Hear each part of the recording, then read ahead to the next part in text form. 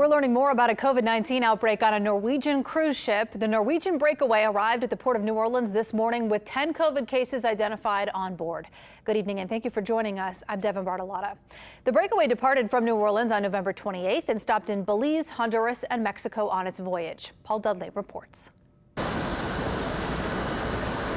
The Norwegian Breakaway back at the port of New Orleans Sunday morning. The cruise line says 10 COVID-19 cases were found among its crew members and passengers. Everyone on board had to be vaccinated and tested before getting on, but still a handful came down with COVID.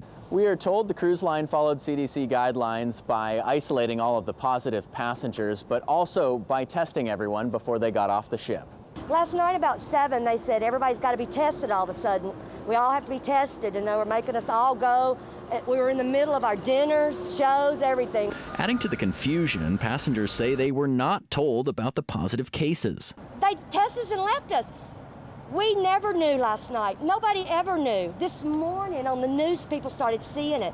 No, we didn't know anything about an outbreak on the ship. We heard when we got to port and had cell phone service and saw the news. We asked Norwegian why passengers weren't notified, but they did not get back to us with an answer in time for this story.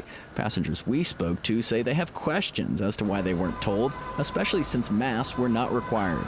Everybody just standing there with no mask on, and then all of a sudden 10 people's positive on the ship. Nobody told us last night or today.